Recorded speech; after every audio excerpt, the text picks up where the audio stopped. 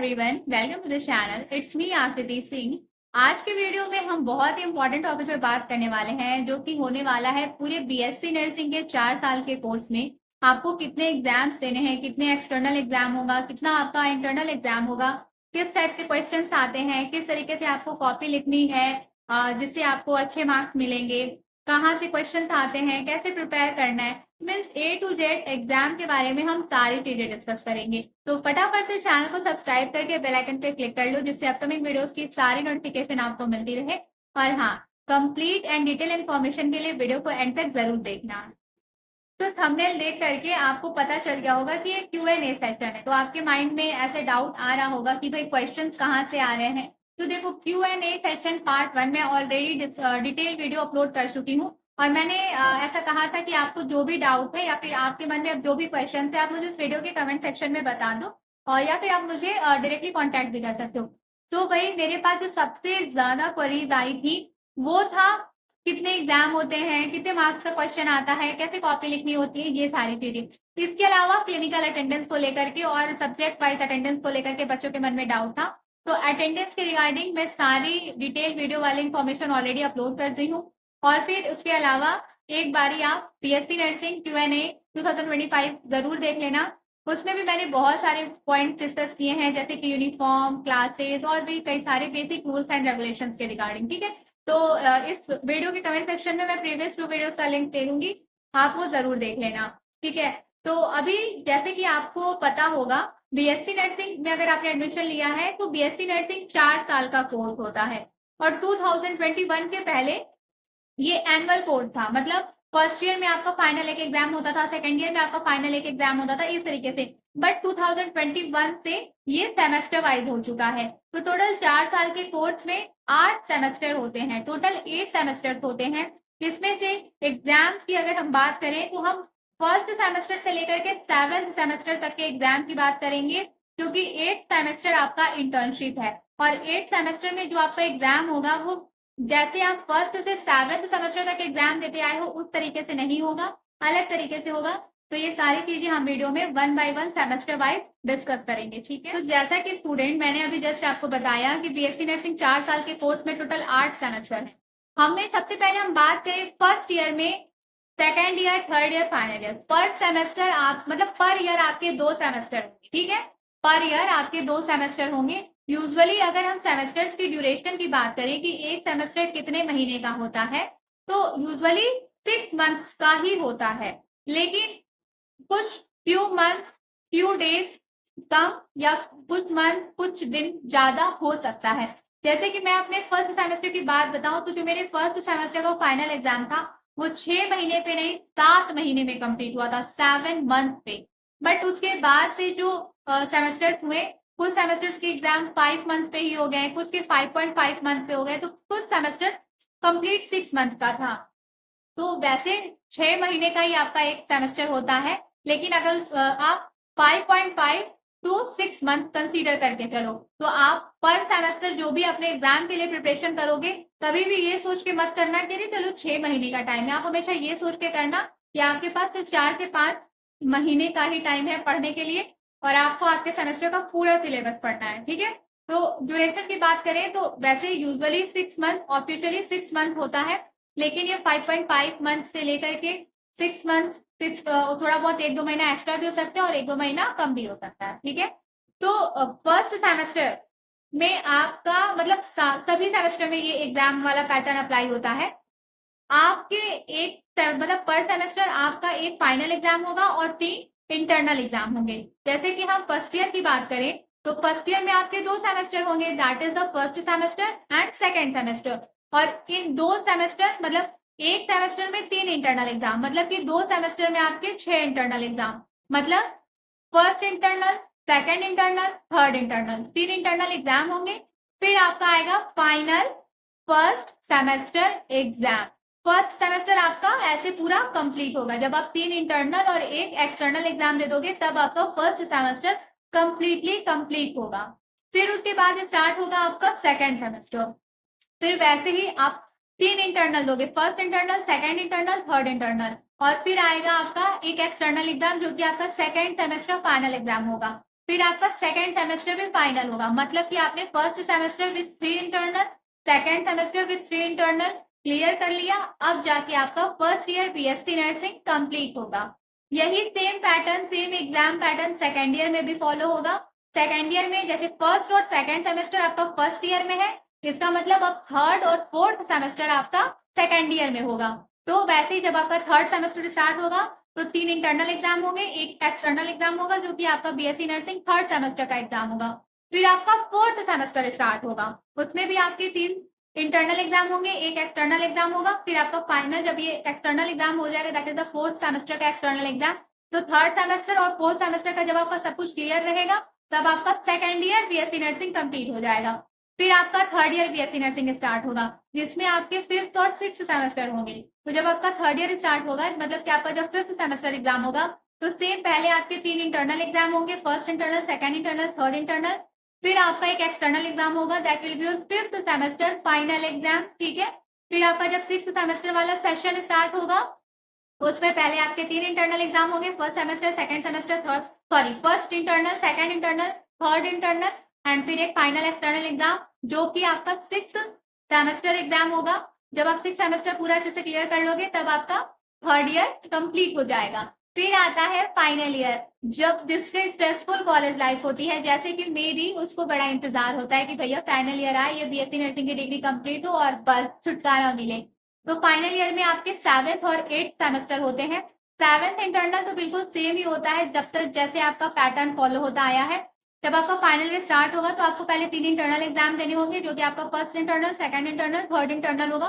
और फिर आपका 7th semester, that will be a final semester exam of your whole BSc nursing, ठीक है। आपके बीएससी नर्सिंग का मतलब, क्योंकि 7th सेमेस्टर ही एंड सेमेस्टर होता है, उसके बाद इंटर्नशिप हो जाती है। तो आपका 7th सेमेस्टर एग्जाम हो जाएगा, तो समझो आपने बीएससी नर्सिंग की जो एग्जाम वाली लड़ाई थी, वो लड़ाई आपने जीत ली है।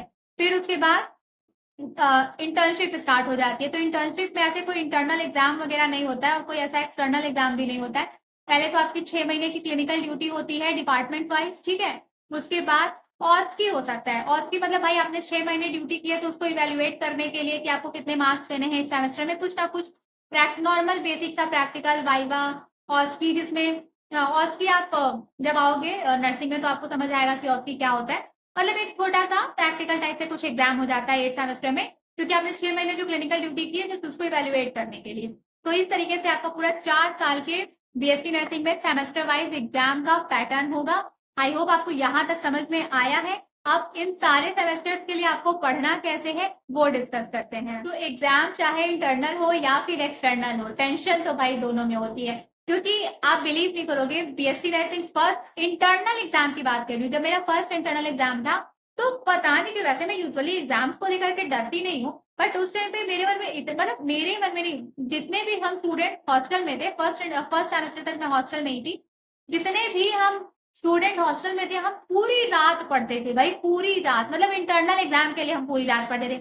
और फिर फर्स्ट और सेकंड इंटरनल के बाद तो इतने फ्री हो गए कि जब इंटरनल एग्जाम होता तो हम बिना पढ़े ही जाते थे कि फाइनल थोड़ी है, ये तो इंटरनल एग्जाम है, इसके लिए इतना क्यों ही परेशान होना, कुछ ना कुछ तो लिख ही देंगे। तो इतनी हिम्मत, इतना नॉलेज कहाँ से आ गया। जो ट्रिक मैं आपको बताऊंगी, अगर आप भी वो ट्रिक फॉलो करोगे, तो भाई देखो, एक्सटर्नल एग्जाम के लिए नो डाउट आपको बहुत मेहनत करनी होगी, बहुत अच्छे से पढ़ाई करनी होगी, बट इंटरनल एग्जाम के लिए बिना प्रेशर के आप बहुत इजीली अपना इंटरनल एग्जाम पास कर लोगे। तो फर्स्ट इंटरनल का जब मेरा एग्जाम था, तो पैटर्न्स वगैरह कुछ पता नहीं था। कुछ लोगों ने ऐसे भी डरा दिया था कि अगर इंटरनल एग्जाम में फेल हो जाओगे तो एक्सटर्नल में अपीयर नहीं हो पाओगे, तो बहुत डर था।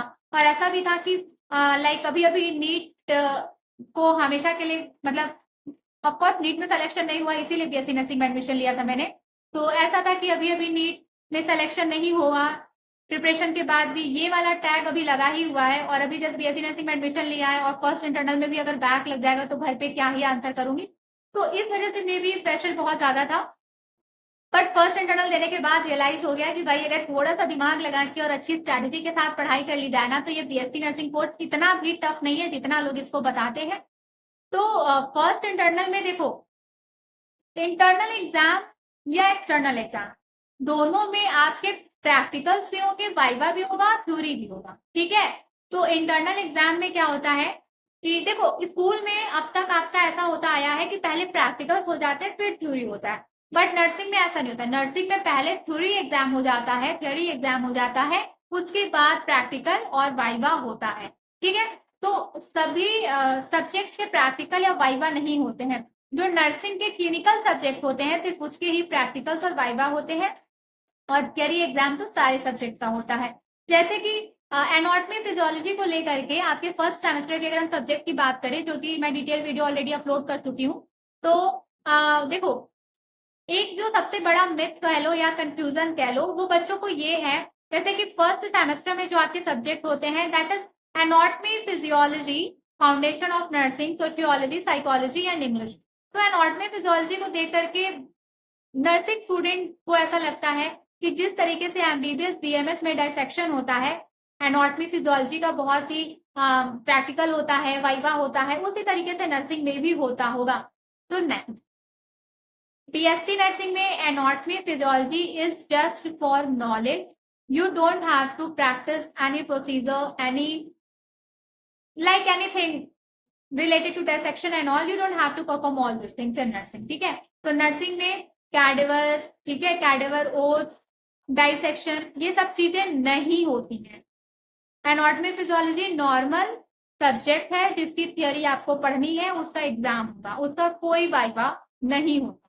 ठीक है, हाँ, अगर आपके टीचर्स चाहें तो इंटरनल कुछ इवैल्यूएशन के लिए वो आपसे ओरल वाइवा ले सकते हैं कि बोन्स के बारे में पूछ लें, किसी बॉडी ऑर्गन का एनाटॉमिकल स्ट्रक्चर आपसे पूछ लें, उसका फिजियोलॉजिकल फंक्शन पूछ लें, बेसिक चीजें, डाइसेक्शन कि कोई बोन पकड़ा के दे दिया कि अब इसको डिस्क्राइब करो, ये सारी चीजें जैसे कि आप इंस्टाग्राम एंड यूट्यूब रील्स वगैरह पे देखते हो, तो भाई ये सब बीएससी नर्सिंग में नहीं होता है या नर्सिंग में ही नहीं होता है। ठीक है, तो एनाटॉमी फिजियोलॉजी को लेकर के टेंशन लेने जैसा कुछ भी नहीं है, सिर्फ पढ़ लेना बहुत है।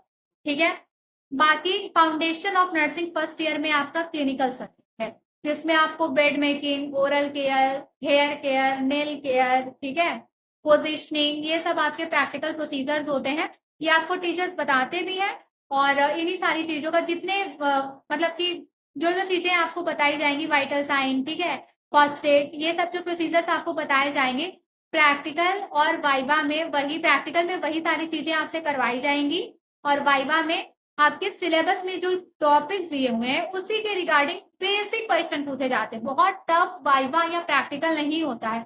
हाँ, इट इज ऑब्वियस बच्चों की, जैसे मेरा बीएससी नर्सिंग कंप्लीट हो चुका है, तो अभी मैं कॉन्फिडेंटली ये सारी बातें बता दूं, बट हाँ, मैं भी जब फर्स्ट ईयर सेकेंड ईयर में थी, इवन फाइनल ईयर के एग्जाम तक, थ्योरी फाइनल ईयर आते आते थ्योरी को लेकर के टेंशन खत्म हो गया था, पता था कि मेरे को टॉपिक क्लियर है तो मैं एग्जाम में लिख लूंगी, बट प्रैक्टिकल और वाइवा को लेकर के टेंशन ऑफकोर्स होती थी।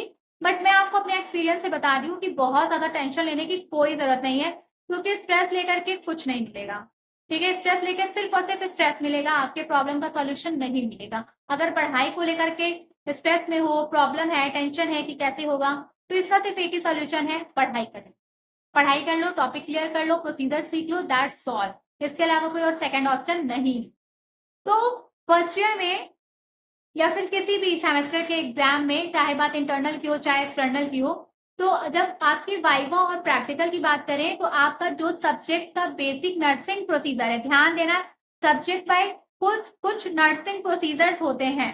ठीक है, उस नर्सिंग प्रोसीजर को ही आपसे प्रैक्टिकल में परफॉर्म कराया जाता है, और उसके अलावा आपको एक केस प्रेजेंटेशन करना होता है। केस प्रेजेंटेशन मतलब एक, जैसे आंसर वो एग्जाम वाली कॉपी होती है, वैसी कॉपी दे दी जाएगी, हॉस्पिटल में खड़ा कर दिया जाता है, पेशेंट अलॉट कर दिया जाता है कि तुम्हारा ये पेशेंट है, तुम्हारा वो पेशेंट है, तुम्हारा वो पेशेंट है, पूरा उसका हिस्ट्री लिखना होता है, उसका फिजिकल एग्जामिनेशन लिखना होता है उस कॉपी में, और ये कौन सी मेडिकेशन चल रही है, इन्वेस्टिगेशन रिपोर्ट क्या है, और लास्ट में हेल्थ, फर्स्ट सेमेस्टर में तो हेल्थ एजुकेशन ही रहता है, और फिर उसका आपका सेकेंड सेमेस्टर में नर्सिंग केयर प्लान भी आपको ऐड करना रहता है। ठीक है, बस ये बेसिक सा आपको प्रैक्टिकल कॉपी लिखना रहता है, बहुत कुछ टफ नहीं है। और सच कहूँ, देखो, मतलब इसको नेगेटिव वे में मत लेना, लेकिन ये एक काम फर्स्ट ईयर से लेकर के फाइनल ईयर के प्रैक्टिकल तक मैं करते आई, और मैं बोर हो गई थी। मतलब मुझे थ्योरी एग्जाम की खुशी होती थी, एक्चुअली सच में मेरे को खुशी होती थी कि चलो भैया, थ्योरी एग्जाम पास कर लूंगी तो एक सेमेस्टर टल जाएगा। प्रैक्टिकल्स और वाइवा इतने बोरिंग होते हैं भाई, इतने बोरिंग होते हैं, मतलब लॉजिकलेस क्वेश्चन, लॉजिकलेस प्रोसीजर, जिसमें कुछ क्या ही बोल, छोड़ो हटाओ, कुछ खास नहीं है, टेंशन लेने जैसा नहीं है, ठीक है, सब हो जाता है नॉर्मली। तो ठीक है, इस तरीके से आपके कुछ प्रैक्टिकल्स और वाइवा हो जाएंगे। बात करें थ्योरी एग्जाम की, तो थ्योरी एग्जाम मतलब सीरियसली जो मैंने एक चीज नोटिस की है, मतलब पता है सोशल साइट बहुत सही चीज है यार। मतलब मैं भी डिजिटल लाइक अब डिजिटल वर्ल्ड में मैं भी एंटर कर चुकी हूँ। मैं भी एक यूट्यूब पे मेरा जैसे कि आप देख लो चैनल है, ऑन कैमरा मैं अपनी नर्सिंग एक्सपीरियंसेस और फिर आपको बहुत सारी बातें बताती रहती हूँ। तो जैसे कि ऐसे और भी कई सारे यूट्यूबर्स हैं, एजुकेटर्स हैं, तो ये यूट्यूब अच्छा है, ठीक है। बट यूट्यूब के थ्रू मैं बहुत सारे स्टूडेंट से मिली और साथ ही यूट्यूब पे मेरे फीड पे मैं बहुत सारी वीडियोस देखती हूँ, जैसे कि नर्सिंग ऑफिसर्स, ठीक है, सीएचओ, ये सब लोगों ने मिल करके नर्सिंग को इतना ओवर हाइप कर दिया है ना कि बच्चे डर रहे हैं। उनको लग रहा है कि नर्सिंग बहुत टफ है, कैसे कंप्लीट होगा। तो नर्सिंग का सिलेबस बहुत इजी है, to be very honest, nursing का सिलेबस बहुत इजी है। इसमें कोई मैथमेटिकल कैलकुलेशन नहीं है, कोई फिजिक्स के फॉर्मूलाज नहीं है, कुछ भी बहुत डीप केमिस्ट्री नहीं है जो कि आप पढ़ नहीं सकते। बहुत बेसिक सा बायोलॉजिकल साइंस वाले सब्जेक्ट है जो आप बहुत इजीली पढ़ सकते हो, क्योंकि सब्जेक्ट तो भाई हाँ एमबीबीएस बीएमएस बीडीएस से मिलता जुलता है, लेकिन कंटेंट और सिलेबस आधे के आधे का भी आधा नहीं। मतलब कि मैं खुद बीएससी नर्सिंग ग्रेजुएट अब हो चुकी हूँ, दैट इज अनदर थिंग की डिग्री वगैरह मिलने में अभी टाइम है, लेकिन जो रियलिटी है वो मैं रियलिटी क्योंकि मैंने भी, मेरा जब नीट में सिलेक्शन नहीं हो रहा था तो बीएससी नर्सिंग ज्वाइन करते टाइम जब मैंने सब्जेक्ट देखे थे तो मुझे यही लगा था कि चलो नॉलेज तो मेरे पास होगा, भले ही मैं मेडिसिन प्रिस्क्राइब करने का लीगल मेरे पास नहीं रहेगा परमिशन, बट नॉलेज तो मेरे पास रहेगा ना। बट सब्जेक्ट सिमिलर है, सिलेबस नहीं, जस्ट इंट्रोडक्शन है और बेसिक टॉपिक्स हैं। You don't have to take lots of stress for that. भैया स्ट्रेस लेने जैसा कुछ नहीं है, बेसिक चीजें हैं, ठीक है, पढ़ लोगे। तो मेरे पास बहुत सारे मेल्स, व्हाट्सएप, दीदी कैसे होगा, तो मतलब बहुत बच्चे परेशान थे। तो मैंने कहा कि चलो ठीक है, मैं एक पीडीएफ रेडी करती हूँ जिसमें मैं फर्स्ट जो जिन बच्चों ने अभी जस्ट एडमिशन लिया है उनके लिए मैंने कुछ टॉपिक्स प्रिपेयर किए, उसका इजी एक्सप्लेनेशन की पूरी एक प्रॉपर नोट्स बनाई और उसको पीडीएफ में कन्वर्ट किया। और मैंने अपने प्रीवियस वीडियोस में आपके साथ बहुत बारी शेयर किया कि इवन इसमें भी शेयर करी कि अगर आप वो पीडीएफ मुझसे बाय करना चाहते हो तो जस्ट 99 रुपीज में आप स्क्रीन पे दिए गए कॉन्टैक्ट नंबर के थ्रू मुझसे कॉन्टैक्ट करके वो वो पीडीएफ बाय कर सकते हो। उस पीडीएफ में मैंने वो सारे टॉपिक्स और उसके एक्सप्लेनेशन बनाए हैं आप लोगों के लिए, जिसको आप पढ़ लोगे तो आपको बीएससी नर्सिंग में जब आप जाओगे कॉलेज स्टार्टिंग में तो आपको वो सारी बेसिक चीजें पहले से पता रहेंगी, जो वहां पढ़ने पे पहली बार पढ़ने पे आपको ऐसा लगेगा कि ये बहुत टफ जर्नी है। तो आपकी जर्नी को इजी बनाने के लिए मैंने पहले से ही वो टॉपिक आपके लिए तैयार कर दिए कि इसको पढ़ के जाओ, बीएससी नर्सिंग इजी हो जाएगी। तो बच्चे जिन बच्चों ने मुझसे वो पीडीएफ बाय किया वो उसको पढ़ नहीं रहे हैं, वो टेंस्ड हैं कि दीदी इतना पढ़ लेंगे तो सारा बीएससी नर्सिंग 4 साल का कोर्स इजी हो जाएगा ना। भाई क्या है, मतलब ऐसे नहीं होता है। वो एक इंट्रोडक्शन पीडीएफ है, उसमें वो सारे इंपॉर्टेंट टॉपिक्स है, उसका एक्सप्लेनेशन है जो आपको इस नर्सिंग फील्ड में आने के पहले की सारी बेसिक नॉलेज दे देगा, जब ताकि आप कॉन्फिडेंटली खड़े रहो, ठीक है, दैट्स इट। आप ये सोचो कि एक 99 रुपीज की पीडीएफ से आप पूरी बीएससी नर्सिंग, मतलब मैं सिर्फ एक सिंगल पीडीएफ की बात, दिस इज इम्पॉसिबल, पढ़ाई करनी है, ठीक है। हाँ आप मुझसे कोई सब्जेक्ट के नोट बाय करते हो, फिर आप पूछो कि दीदी क्या ये नोट्स में वो सारे टॉपिक सफिशियंट है, तब मैं कहूंगी कि हाँ ये टॉपिक सफिशियंट है, इतना पढ़ो, आपके सिलेबस के अकॉर्डिंग है। लेकिन एक ओवरऑल सारे चीजों को समराइज करके आपके लिए मैंने एक बेसिक नोट तैयार की जिसको आप बाय करो, तो उससे आपको ये बेनिफिट होगा कि आपको बीएससी नर्सिंग की बेसिक नॉलेज पूरी मिल जाएगी। फिर आप आराम से एक्स्ट्रा नॉलेज गेन करने में आपको कोई दिक्कत नहीं होगी, और ये बेसिक नॉलेज लेना आपके लिए बहुत ज्यादा जरूरी है। तो अगर आप भी बाय करना चाहते हो तो ये पीडीएफ बाय कर लो, बट बाय कर रहे हो तो उसको पढ़ो, क्योंकि पढ़ना ज्यादा जरूरी है। बाय कर लेना is not a end of the story, ठीक है, the beginning of the story. तो बच्चे पढ़ नहीं रहे हैं, बस टेंशन ले रहे हैं, मैसेजेस आते हैं दीदी प्रीवियस ईयर के क्वेश्चन पेपर दे दो प्लीज, दीदी नर्सिंग ऑफिसर बनना है और ड्रीम बहुत बड़े हैं, कंपटीशन बहुत टफ है। भाई क्यों, ये भी एक नॉर्मल सा कोर्स है, जैसे बीटेक है, बीएड है, बीटीसी है, it's nursing is just like that. सिर्फ डिफरेंस इतना है कि अभी प्रेजेंट टाइम में बीएससी नर्सिंग में बहुत ज्यादा गवर्नमेंट वैकेंसीज आ रही है स्टाफ नर्सेस की, नर्सिंग ऑफिसर्स की, जिसमें सैलरी है, अच्छी खासी सैलरी है। तो लोग इसमें बहुत भीड़ आ रही, बहुत, हर बच्चे का ऑप्शन बीएससी नर्सिंग ही है। कुछ नहीं किया, बीएससी नर्सिंग कर लो, बस ये है। इसलिए ये बहुत टफ लग रहा है, बट एक्चुअल में अगर आप इसके सिलेबस को देखोगे तो कुछ टफ नहीं है। और जिन लोगों को लग रहा है दीदी प्रीवियस ईयर के क्वेश्चन पेपर दे दो, दीदी अभी दे दो पढ़ाई, क्या करोगे प्रीवियस ईयर का क्वेश्चन पेपर लेकर के? प्रीवियस ईयर के क्वेश्चन पेपर आप बिलीव नहीं करोगे, फर्स्ट सेमेस्टर से लेकर के 7th सेमेस्टर तक मैंने सेल्फ स्टडी करी है, एक भी प्रीवियस ईयर का क्वेश्चन पेपर मैंने रेफर ही नहीं किया, क्योंकि प्रीवियस ईयर के क्वेश्चन पेपर पे मुझे नहीं ट्रस्ट होता है। भाई वो क्वेश्चन पेपर कोई और एग्जामिनर बनाया है, उस टाइम पे उसके एग्जाम उसके माइंड में क्या आया, आई डोंट नो। मेरा क्वेश्चन पेपर अभी मैं जिस बैच में हूँ उसका क्वेश्चन पेपर सेट करते टाइम एग्जामिनर के माइंड में क्या आएगा, that is the another thing. तो मैं प्रीवियस ईयर के क्वेश्चन पेपर को फॉलो करके क्या कर लूंगी?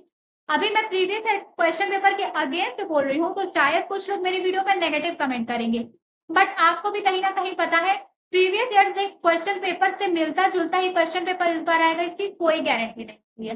हाँ, आप अपने सेल्फ सेटिस्फेक्शन के लिए एक बार प्रीवियस ईयर का क्वेश्चन पेपर देख सकते हो कि अच्छा इस तरीके से पेपर पैटर्न फॉलो होता है, बट आपको फर्स्ट इंटरनल जब आप एग्जाम दोगे ना तो खुद ही आपके पास पेपर आ जाएगा, फिर आपको अपने सीनियर के पीछे या फिर यूट्यूब, कुछ लोग ऐसे बोलते हैं दीदी भैया लोग, जैसे मेरे जैसे और भी कई सारे लोग चैनल पे हैं, उनके पीछे भागने की जरूरत नहीं है, इवन मेरे पीछे भी भागने की जरूरत नहीं है क्वेश्चन पेपर के लिए, क्योंकि बेटा आप खुद एक बीएससी नर्सिंग स्टूडेंट हो, आप खुद इतने सारे इंटरनल एग्जाम एक्सटर्नल एग्जाम दोगे कि आपके पास अपना क्वेश्चन पेपर होगा, आपको किसी और का क्वेश्चन पेपर फॉलो करने की जरूरत ही नहीं है।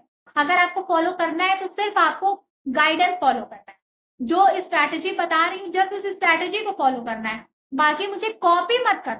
मैं बार बार बोलती हूँ, कुछ बच्चे मेरे कॉलेज में आने के लिए परेशान है, मत आओ, टू बी वेरी ऑनेस्ट मत आओ। क्यों नहीं आओ वो मैं आपको वीडियो कभी बाद में आपके साथ शेयर करूंगी। हमेशा बेटर ऑप्शन देखो, किसी को फॉलो मत करो, ठीक है? तो कभी भी सेमेस्टर एग्जाम का प्रिपरेशन अगर करना है तो प्रीवियस ईयर को नको बाबा, साइड रहो, ऐसे रखो, ठीक है? जो आपके सिलेबस का टॉपिक है, बार बार कहती हूँ बार बार कहती हूँ एक ही चीज, सबसे पहला स्टेप सेल्फ स्टडी का, जो आपके सेमेस्टर का सिलेबस है उसका जेरोक्स आपके पास होना चाहिए, उसकी हार्ड कॉपी आपके पास होनी चाहिए, उसको देखो, रोज देखो, आपको पता होने चाहिए कि आपके सेमेस्टर में कितने टॉपिक आ रहे हैं, ठीक है?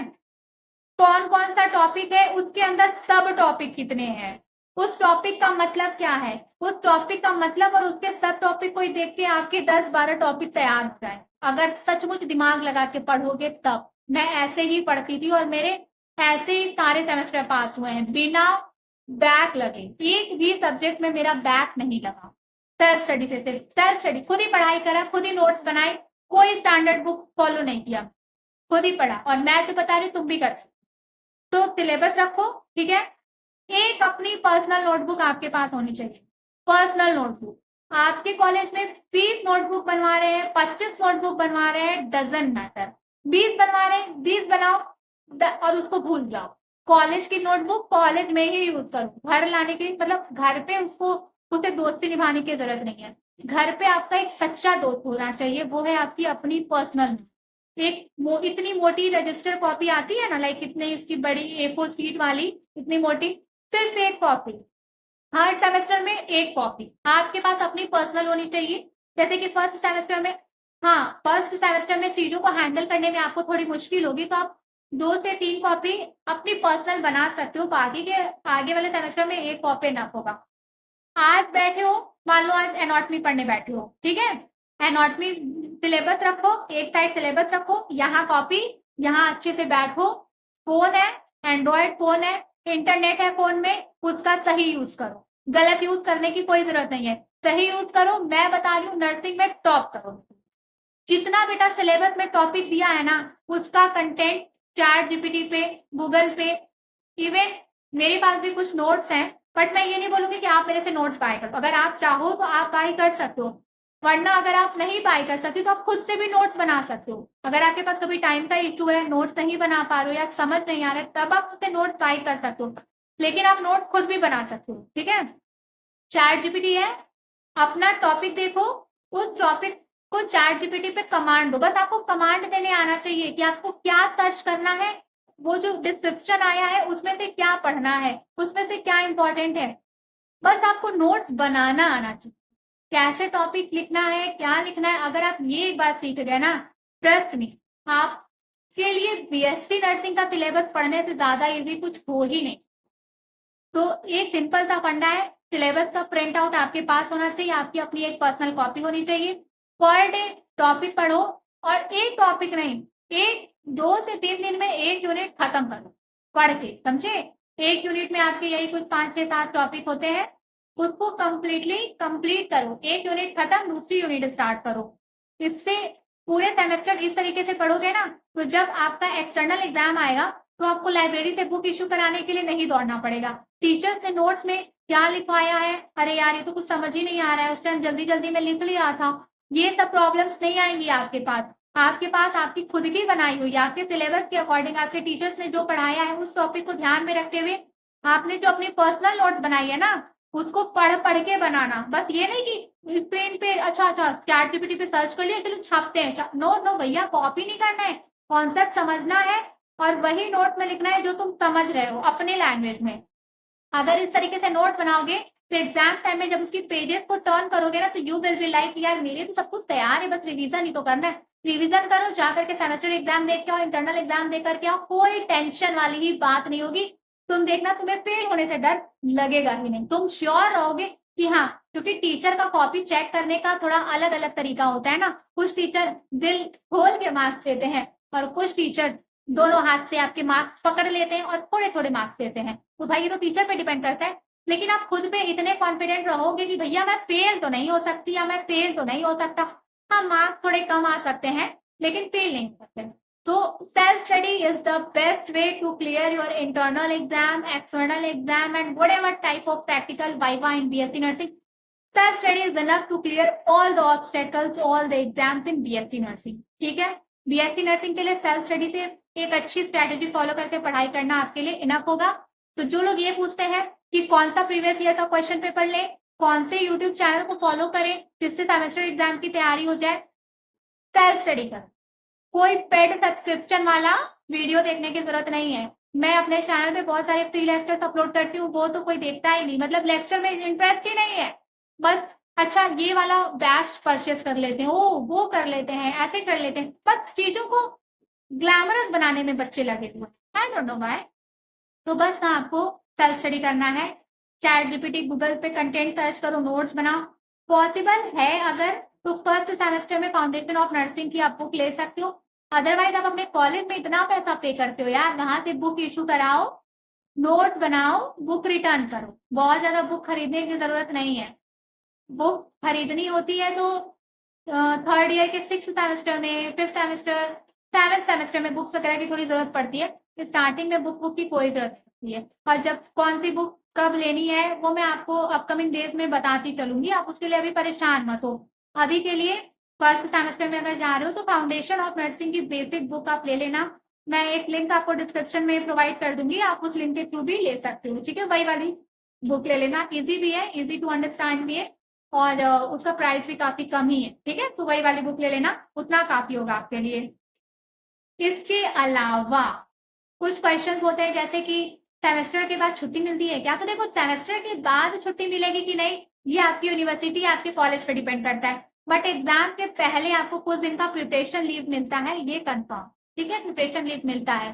बाकी एग्जाम्स के लिए असाइनमेंट कितना लिखना होता है, तो भाई देखो पर सब्जेक्ट 5 असाइनमेंट कंपल्सरी है लिखना। इसके अलावा क्लिनिकल असाइनमेंट थोड़े ज्यादा होते हैं, जिसमें कि आपका care plan, health education, case study, case presentation, ये सारी चीजें आपको लिखनी होती हैं। तो इन सारी चीजों का आपको थोड़ा बहुत मार्क्स मिल जाता है, 25 मार्क्स में से एवरेज वगैरह निकाल के मिल जाता है। ठीक है, और क्वेश्चन पेपर कितने मार्क्स का होता है, तो देखो जो आपके क्लिनिकल सब्जेक्ट है, मतलब जिसमें आपका प्रैक्टिकल वाइवा होना है, वो वाले जो सब्जेक्ट होते हैं उसमें आपका 25 मार्क्स का प्रैक्टिकल होता है, और आपके ये जो आपका 75 मार्क्स है, ठीक है, सॉरी 70 मार्क्स जो है आपके, वो आपका आता है थ्योरी एग्जाम, ठीक है। तो 75 मार्क्स आपका हो गया थ्योरी एग्जाम। बचे कितने? इधर 5, उधर भी 25।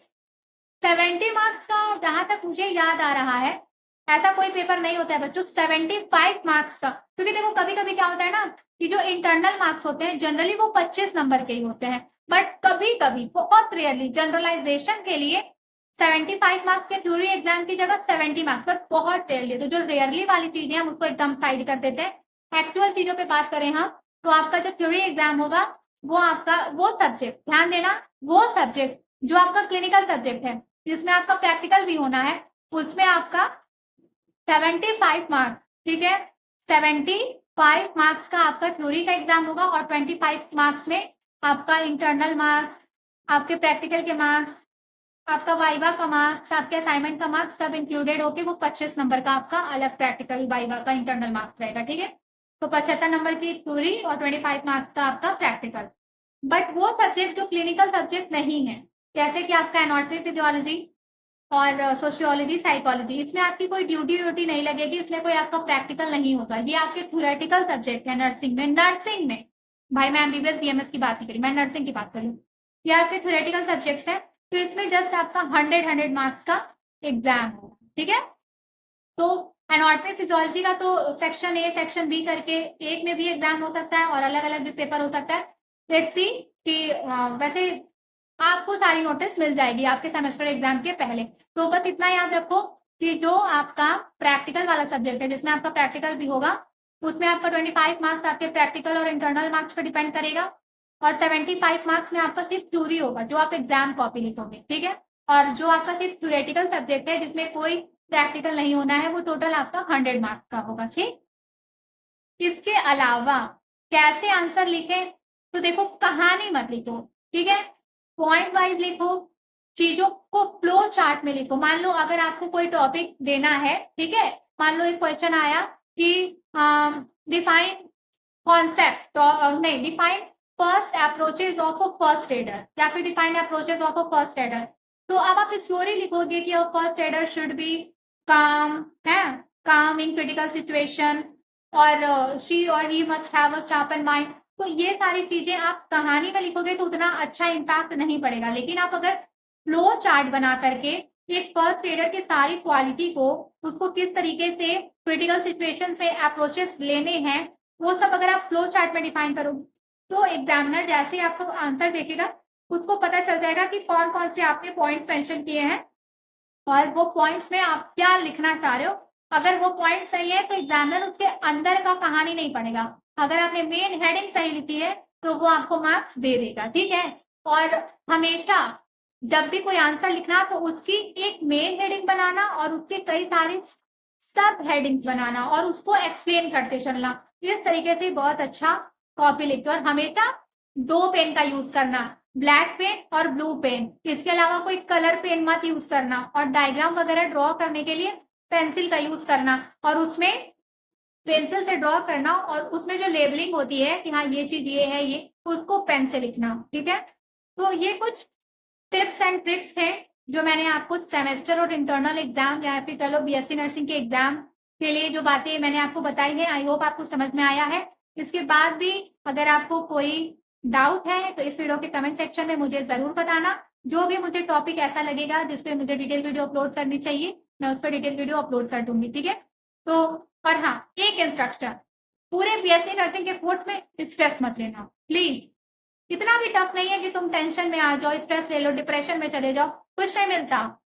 मिलता है कुछ, अगर कुछ चाहिए तो बिल्कुल शांत होके मन लगा के पढ़ाई करो, मेरी वीडियोस देखते रहो, चैनल को सब्सक्राइब करो और बेल आइकन पे क्लिक कर लो, क्योंकि मैं ऐसे ही बहुत सारे गाइडेंस वीडियो आपके लिए लेके आती रहूंगी, ठीक है। तो अपना ध्यान रखो, हम जल्दी मिलेंगे नेक्स्ट वीडियो में।